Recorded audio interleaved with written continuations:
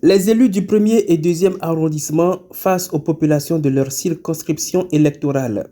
Ce jeudi 23 juillet 2026, la mairie du bord de mer de Port-Gentil a servi de cadre à une conférence de restitution parlementaire.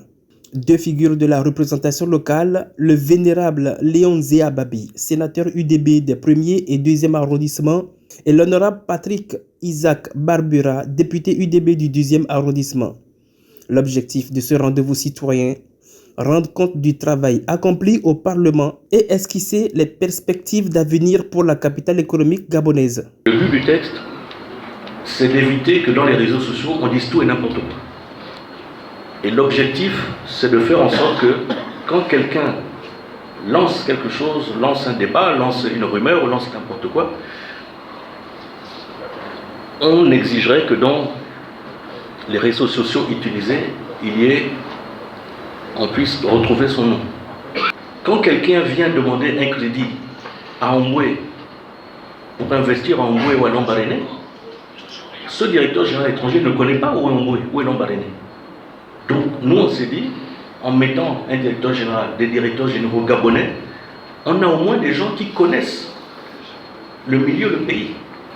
Le Conseil national de la démocratie qui avait été dirigé pendant des années par Maître Séraphin Dao et qui était une instance, quand il y a des grands problèmes, des grandes crises politiques, il est là pour discuter, on va dire, avec l'opposition radicale afin de rétablir la paix et un dialogue, un consensus. Ils ont un observatoire politique qui leur permet de faire des études, des analyses et des données statistiques. C'est devenu Commission nationale de la démocratie et de la participation citoyenne. Le pouvoir discrétionnaire du président ne se discute pas.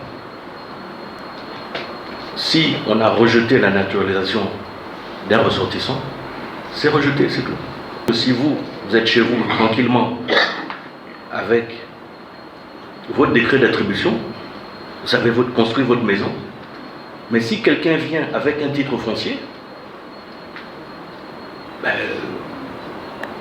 vos documents n'ont aucune valeur.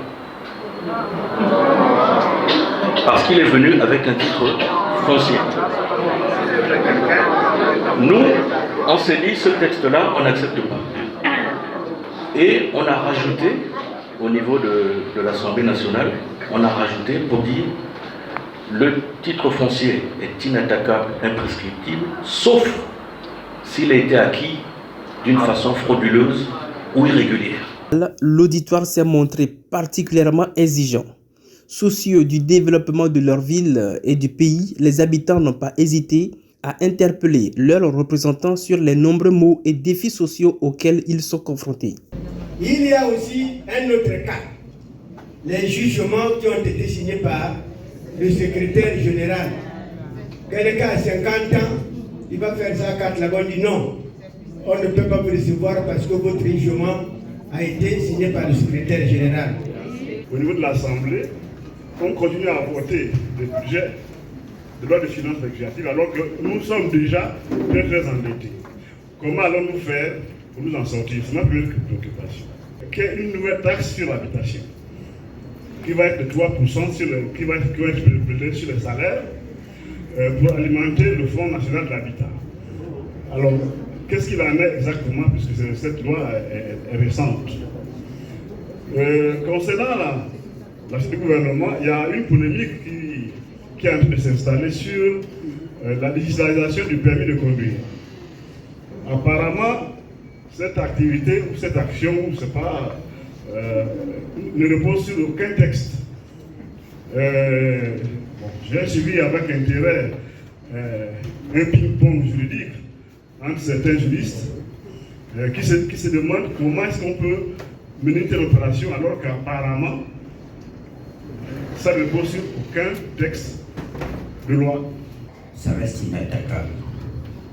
Alors moi j'aimerais savoir, moi le Makaya qui suis au village, que puis-je faire lorsque un Libanais, ou je m'excuse de citer Libanais, je rien contre, lorsqu'un étranger viendra me dire chez moi que ça y appartient. La troisième et dernière question, c'est juste savoir que devient la loi sur la dépénalisation de l'homosexualité. Un dialogue direct et sans filtre qui ne restera pas lettre morte. Pour les parlementaires, ces échanges constituent un précieux cahier de doléances. Fort de ces témoignages poignants, les deux élus entendent faire remonter fidèlement toutes ces préoccupations au sommet de l'État lors de la prochaine session parlementaire. Donc, il faut dire que les populations, les questions pour lesquelles c'est des questions qui sont des préoccupations quotidiennes. Comment résoudre les questions d'employabilité, de santé, ainsi de suite, la route. Et ce sont vraiment des préoccupations majeures pour lesquelles nous avons noté avec beaucoup d'à-propos. Et qu'après cela, nous allons bien entendu transmettre ce qui est transmettable et étudier ensemble les pistes de solutions, n'est-ce pas, pour faire en sorte que le bien-être des Gabonais soit assuré par les élus que nous sommes. Cette rencontre à la salle Jeanne-Valentine Pirobe n'est que la première étape pour renforcer davantage cette dynamique de démocratie participative. Le compte rendu parlementaire devrait se poursuivre dans les prochains jours au plus près des populations, au cœur même des différents quartiers de la commune.